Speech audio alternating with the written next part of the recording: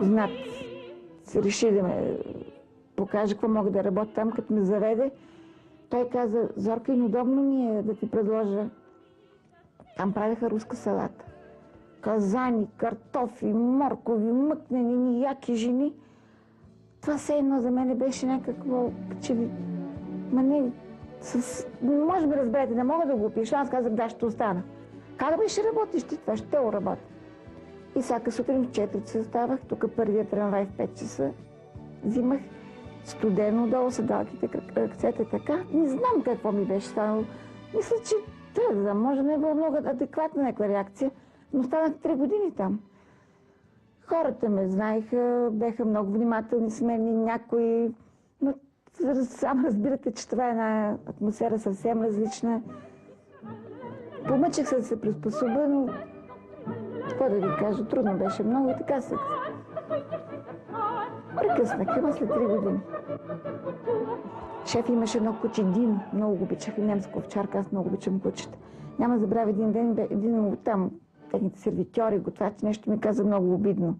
Засегна ме така. Аз влезах на стълбите и направо се разревах.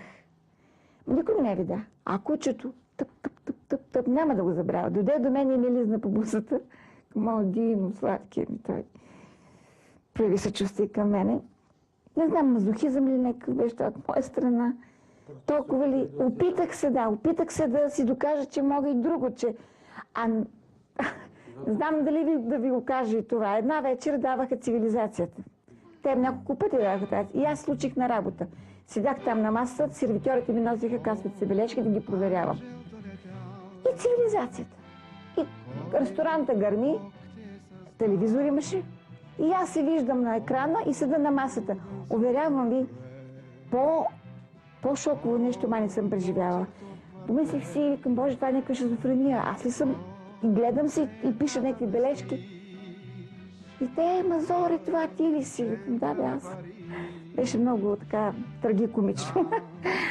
Какво се прави? Трябва да си...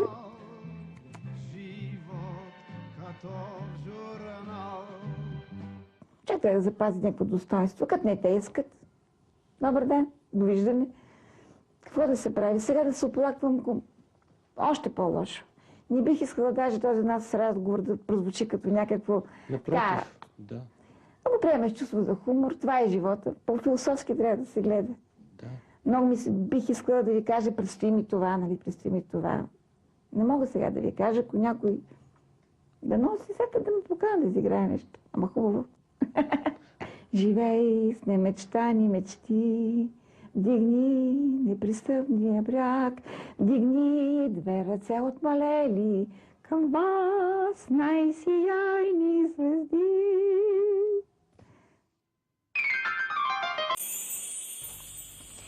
Никой не ми е поднесъл на нищо така, на теб си е готово. Човек трябва сам да извоюва авторитета си.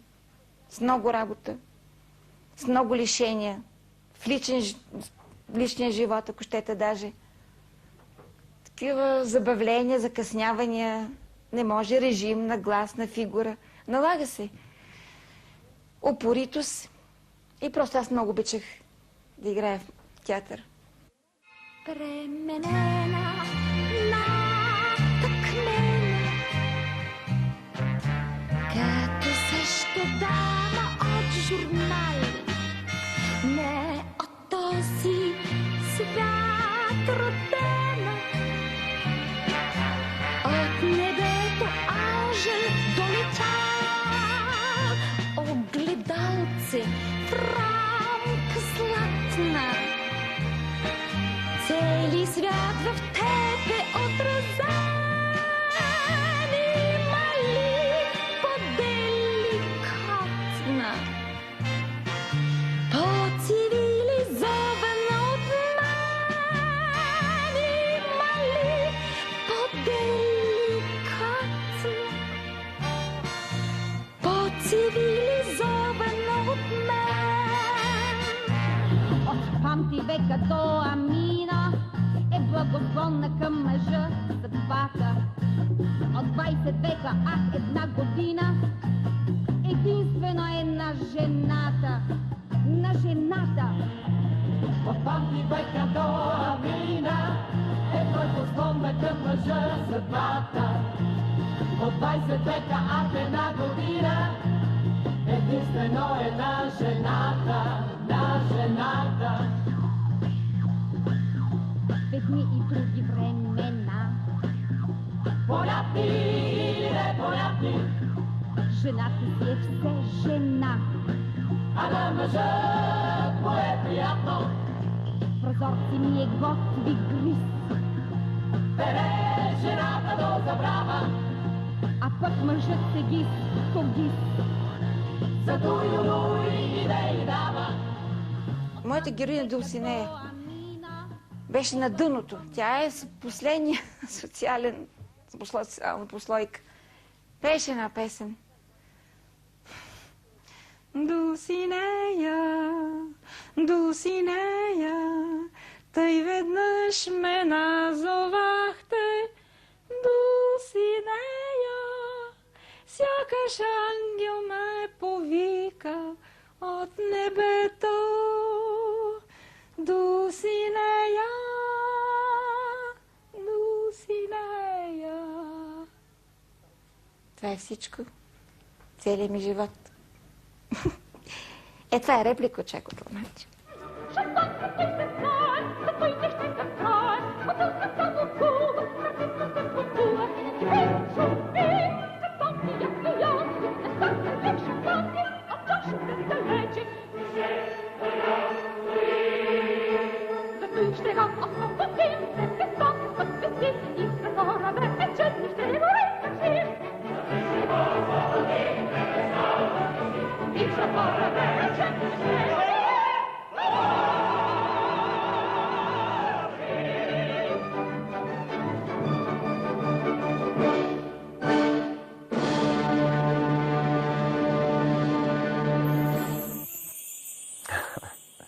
Първо, аз съм зодия Скорпион, което значи, че субретката доста се различава. Се разминава с Скорпиона. Май не съм субретка.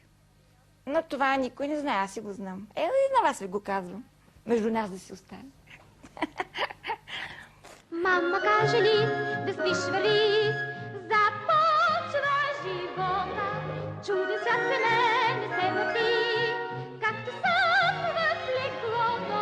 Всички мисля, че сама съм у дома, но не съм. Аз сама в своята стая да мечтая имам глас, докато аз искам нас. Ето колко дни чете, а пък тя да си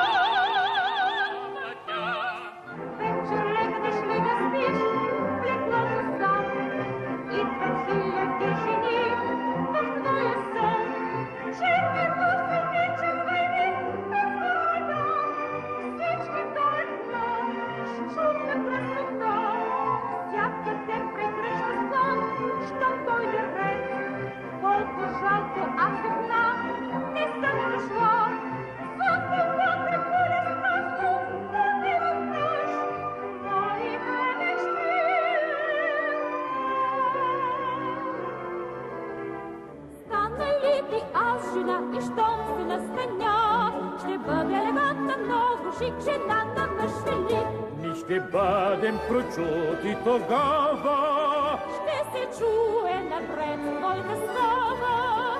Моето ателие палат. Ще закусвам шоколад. Ще се питат доказвам за клас. Не, не, не, не, не. Аз вземе доказателства желая, защо в небето трябва да лети. си през света, ни гориме в сладки мечти. За тях безкрайни тайни бихме до рая, през интернет не виждаш тиша на края. Без мечти остави, само с песни так сме върви.